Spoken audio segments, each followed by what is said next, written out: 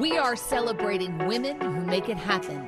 You really don't have any fear because you're not sure if tomorrow is coming. You just push on. They are fearless and focused. It's just this army of advocates, and I think that's where we've been able to transform our city and beyond, because you have so many people empowered to make a difference. Just seeing women being able to be the leaders that they want to be, for me, it means that the work that I'm doing is meaningful. Every journey you learn, and that is winning to me.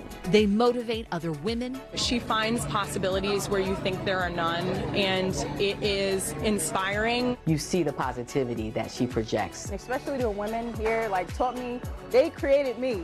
They made me who I am today, the leader. And blaze trails for the future. Not only taking the road less traveled, but also making sure that it's possible for other people to also then come and take that same path. NBC 10's Women Who Make It Happen, presented by WHYY. Think you know? Think again. Welcome and thank you for being with us. I'm Rosemary Connors. My goal is that all of what we built 20 years, 50 years from now will still be here as light in this community. This is about shining a light on accomplished women who are breaking down barriers and breaking the glass ceiling. But let's take that a step further. It's really about women who are making it happen and paying it forward, using their influence and platform to elevate other women, to make our communities better. With that said, Dr. Ayla Stanford is a woman whose determination to improve the quality of people's lives knows no bounds.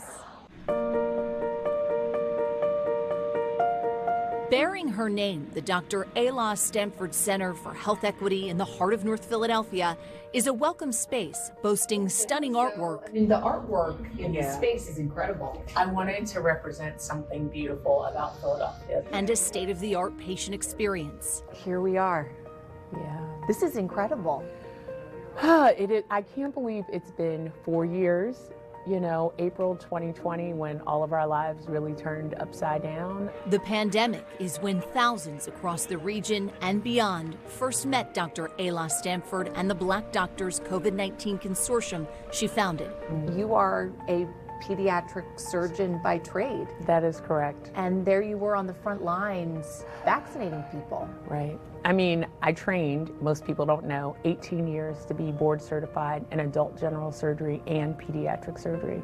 But I realized very quickly that the need at the time was not in the operating room, but it was literally in a parking lot. Parking lots, churches, and Temple University's Leah Corus Center became the backdrop for Dr. Stanford's COVID testing and vaccination clinics that focused on bringing the desperately needed resources at the time to communities of color. Everything we did was going into it and not assuming that people were going to trust me because I was Black and because I was from Philly. We really had to earn the trust. I interviewed you countless times during the pandemic. You did. What was going on behind the scenes that we didn't see? When you went home every day, Yeah. what was going on that the public didn't see? Stress a lot. My husband could probably tell you best. How I was going to make payroll at a certain point. Were you tapping into your personal savings to pay people? Absolutely. Oh, absolutely. Yes. I tapped into my personal savings for everything. Even when we started testing, I got $100,000 and $200,000 bills at a time. When you really don't have any fear because you're not sure if tomorrow is coming, you just push on.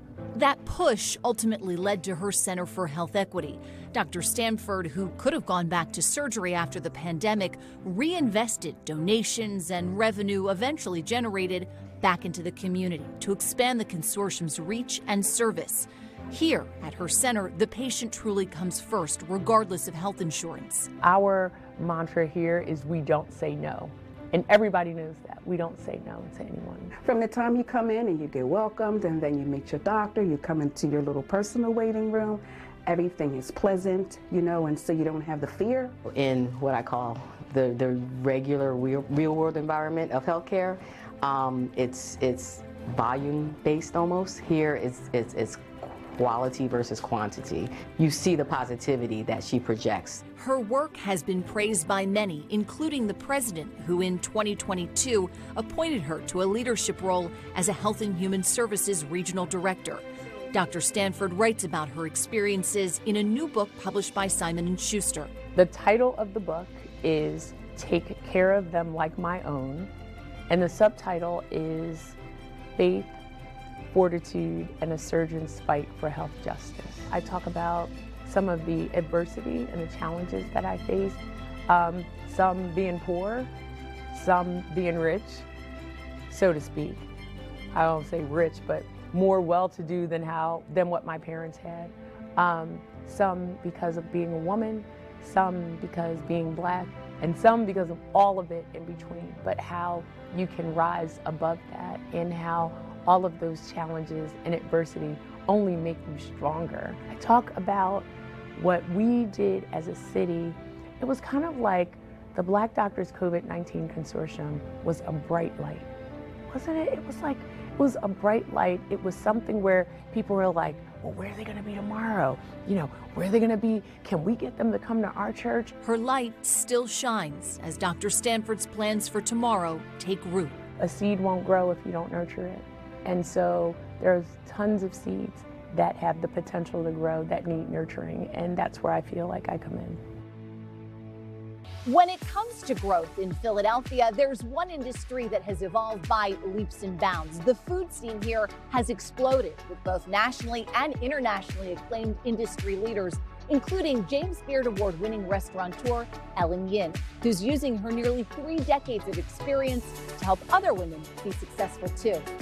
That's a build-up over time, Absolutely. And you guys have all been part of it. For Philadelphia restaurateur Ellen Yin of High Street Hospitality Group, known for High Street Restaurant and Bakery, Fork Restaurant, and A Kitchen and Bar, her life's work is beyond fulfilling.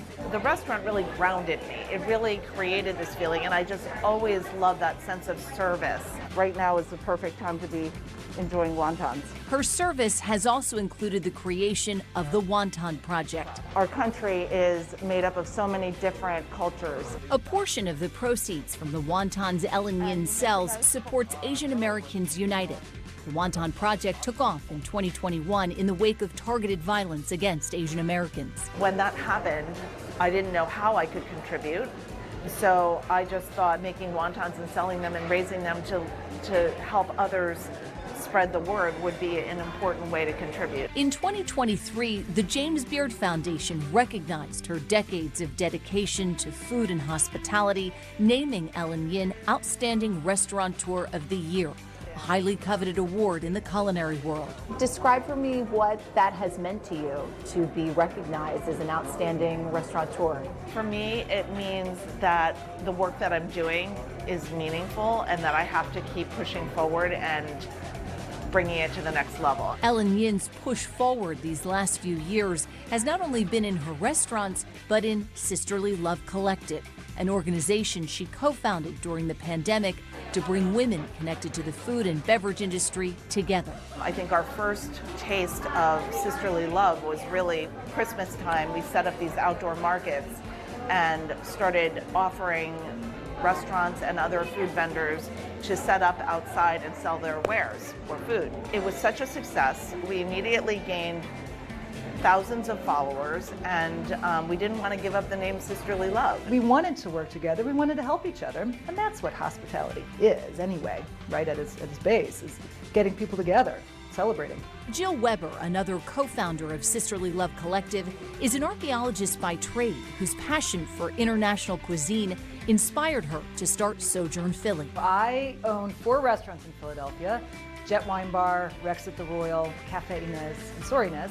Through professional workshops, Sisterly Love began to recruit members like South African native turned well-known Philadelphia pastry chef Tova Duplessis, owner of Essen Bakery. I really appreciated it because it was an opportunity to talk to other women in the same position, some having more experience, more resources, and that they could share. To strengthen women-owned small businesses and restaurants. Having a group to go to, having a place to look, having a centralized resource base.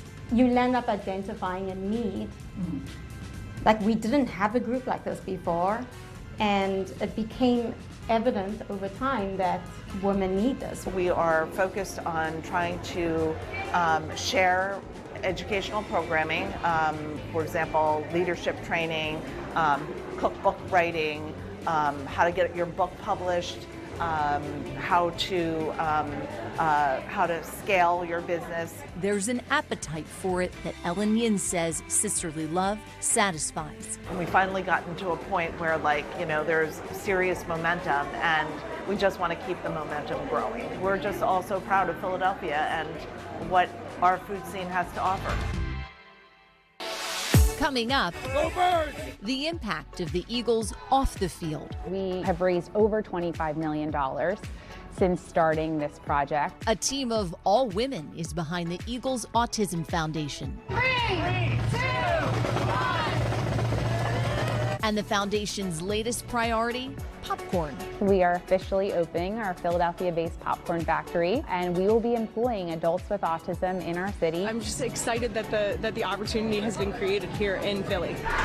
And later, my goal is to fill the achievement gap that many of our students face. Teaching life lessons through the game of squash. We've grown our program to now support in the college and career access. How one woman who was once in their shoes is giving back to the next generation. Squash opened my eyes to a lot of different opportunities, and it opened like a lot within myself. They made me the woman I am today, and I'm so grateful for them. It's just tears of joy, because I don't know where I would be. NBC 10's Women Who Make It Happen, presented by WHYY. Think you know? Think again. NBC 10's Women Who Make It Happen, presented by WHYY. Think you know? Think again. Welcome back. I'm Rosemary Connors. Look, pro football may be all male, but plenty of women connected to the sport have been blazing trails for decades. These days, that includes Ryan Hammond of the Eagles Autism Foundation, who's helping to bring unprecedented funds, awareness, and opportunities to the neurodivergent community. In the off-season, the Eagles Autism Challenge is a win-win event. Go Birds! The Eagles organization comes together and gets moving as a team while raising money for the Eagles Autism Foundation. This is tickets to the Super Bowl. Oh! Fans have come to know Jeffrey Lurie and the Eagles players as the ambassadors of the Eagles Autism Foundation. But behind them is a team of all women, led by the foundation's executive director, Ryan Hammond. We, have raised over $25 million since starting this project. We're sitting outside one of the first NFL sensory rooms in the league, which now 17 of them exist since that time.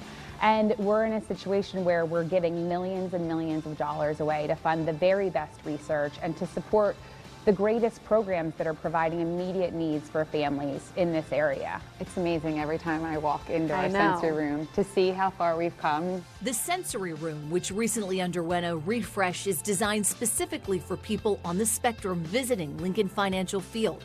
The stadium is certified as sensory inclusive, an effort spearheaded by Ryan Hammond. And to be able to engage with really great partners like a Culture City or Children's Hospital Philadelphia. She explains in terms of the money raised by the foundation, it's a rigorous process to award the funds to global research initiatives. We actually flew 16 scientists down to Jeffrey's home in Palm Beach, and we negotiated for a whole day and a half on what was the best science, knowing how important raising every dollar is. They come from 30,000 donors from around the world. We need to be intentional and we need to be responsible with that investment. 3, 2, 1.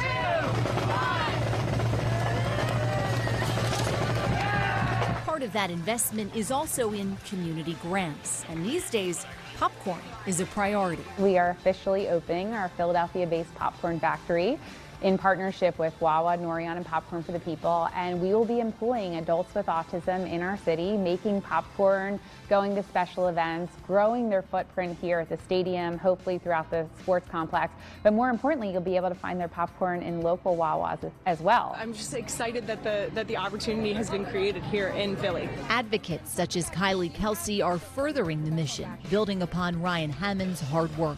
She is a real-life superhero. She is passionate. She is driven, she is resilient. It's incredible how she has taken the vision of Jeffrey Lurie and not only made it come to life, but almost made it better and better and continues to do so. Ryan has been an amazing mentor for me. Board-certified behavior analyst Kirsten Kiki Saracini is the Foundation's Director of Scientific Programs and Inclusion Initiatives.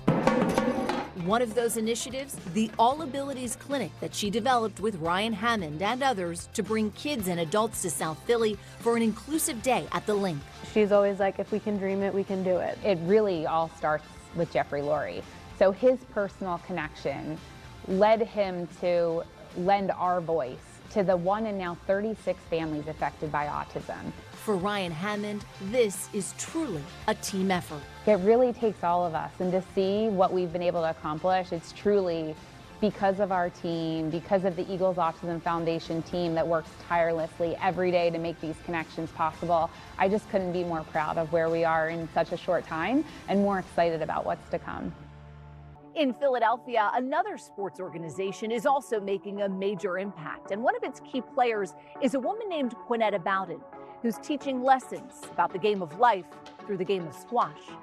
I think what's special about squash is that you are forced to communicate and to coexist with your opponent. So how long have you been with Squash Smarts? How long has Squash Smarts been? 22 years. Wow. Yeah. Oh my goodness. So most of your life, is that fair to say? Longest thing I've ever done. For Quinetta Bowden, this is the soundtrack of her life. She's been a squash player since the nonprofit Squash Smarts, a Philadelphia-based urban squash program, recruited her to play the racket sport in middle school. At the time, there was about 10 of us students, and I played all the way through high school, graduated in 2009 from Girls High. Then after that, went to college, finished and graduated from Penn State University. She tells me she thought the law would be her profession, advocating for children, but realized she could be their champion here. My goal is to fill the achievement gap that many of our students face. After college, Quinetta Bowden returned to Squash Smarts as a staff member, eventually becoming the nonprofit's senior program director. Not only do we, teach our students the sport of squash and provide the support there, we also provide academic support. But once the pandemic came around, we realized there were so many other areas where our students needed support. We've grown our program to now support in the college and career access portion as well. We do our best to try and support the whole student and the whole family. I don't know where I would be without Squash Smarts. And especially the women here, taught me, they created me. They made me who I am today, the leader, the go-getter. Especially Quinetta, of course, she helped me get into high school. And it was life-changing.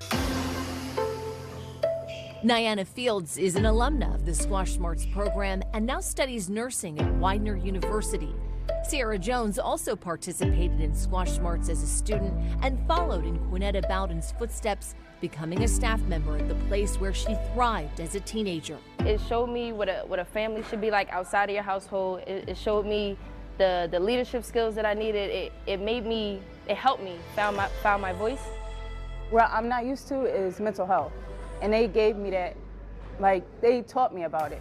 And I was able to express my emotions. I'm sorry. Don't apologize. It's okay. I'm sorry. Emotional. I got you. I was able to express my emotions healthy. She's that fire that you need. She's that mother that's not your mother. I got to see positive people around me. And that helped. That made me the person I am. That made me the woman I am today. And I'm so grateful for them. It's just tears of joy, because I don't know where I would be. It gives us so much confidence to have such strong staff members at the program level on the ground. And somebody like Quinetta, who knows the program inside out and embodies the power of the program, she's such an asset. Squash Smarts volunteer board of directors treasurer Radhika Cobb calls the program a family. The squash community in Philadelphia, but also nationwide and worldwide, is very tight-knit. It's an incredible group of people. I've been humbled to be the executive director of Squash Smarts for the last 20 years. and to get the chance to work with young people who grow into amazing adults like Quinetta Bowden has been the privilege of my lifetime. Stephen Gregg, the executive director of Squash Smarts, explains the nonprofit's partnership with Philadelphia Public Schools has blossomed thanks to the help of former students turned staff like Quinetta Bowden. She gives back because of what she learned here. Our program has been able to grow in both North and West Philadelphia, and now in this past year, we've served over 1,000 students in the Philadelphia region. Paying It Forward is the name of this game. What does that mean to you? To me, it's just about not only taking the road less traveled, but also making sure that it's possible for other people to also then come and take that same path. Eliminating obstacles that may be in the way of, women who also want to do this work, or just our girl students as well. To become tomorrow's leaders. Squash March on 3. 1, 2, 3, fire!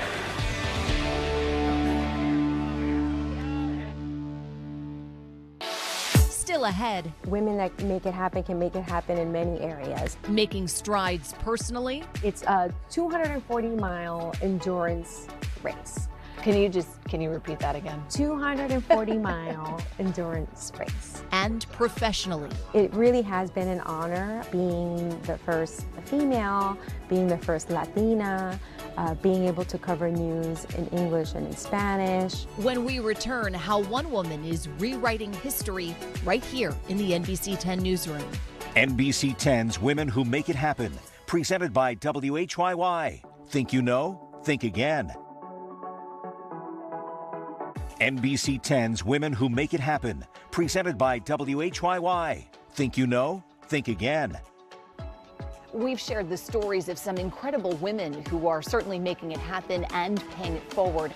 And before we leave you, we want to share one more story about a woman right here in our very own newsroom who's making strides both professionally and personally. It's therapeutic, an opportunity to reflect. That's how Elizabeth Flores describes her passion for running. I love the process of getting to that finish line. You set a plan, and you have to, every day, wake up, follow that plan, no matter what, snow, rain. It's a philosophy she embraces beyond the running trails and the races. So three years. 3 years and 2 months already. I can't believe it. Time flies. It really does. Since 2021, she has been the Vice President of News for NBC 10 and Telemundo 62 in Philadelphia. That is good news for the weekend. And in the 60s, Elizabeth Flores is the first female news director here, overseeing a newsroom of more than 100 people who serve millions of viewers across the region. It really has been an honor being the first female, being the first Latina, being able to cover news in English and in Spanish. Being the first can be at times a little bit heavy where you have doubts. How am I going to be perceived? Or, are they going to think I'm qualified enough? What are some of the things that people are going to say and think? And then I got over it. I grew up with my parents watching Spanish language news. Like my dad made it an appointment at 6 p.m. Every day. We sat at the table, we had dinner, we watched the news. Born and raised in Miami, local reporters covering Hurricane Andrew inspired her to pursue a career in journalism. For me, it was just helping community. Like, I love people, and I love being the voice for those who are voiceless. I love helping people. I love to be able to be a platform where people can seek truth. For Flores, that platform also includes inspiring other women. One thing I always like to say when women say, get the seat at the table, and I'm like, you know what, if you don't have that table, build your own table. Build your own table. Always own it. If someone opened the door for you, you walk through it and you close it, there's no point. You want to be able to open that door for them. If not, what's the point? Running is a constant source of motivation. It's that challenge. It's that also that, am I going to fail? Let me try and let me see. It's also the, am I going to fail or am I going to succeed? Like kind of that, so. Testing your own limits. Testing your own limit. Elizabeth's limits were put to the test last year during a grueling race in Moab, Utah, that must be completed in under 5 days. It's a 240-mile endurance race. Can you repeat that again? 240-mile endurance race. She made it to 192 miles, an experience she brings to the table every day. Every journey you learn, and that is winning to me. With that in mind, Elizabeth is going back to Moab, Utah this fall to try to reach 240 miles. We hope her story and the other stories we've shared inspire you to run your race, go for your goal, and to make it happen. I'm Rosemary Connors. Thanks for watching. NBC 10's Women Who Make It Happen, presented by WHYY. Think you know? Think again.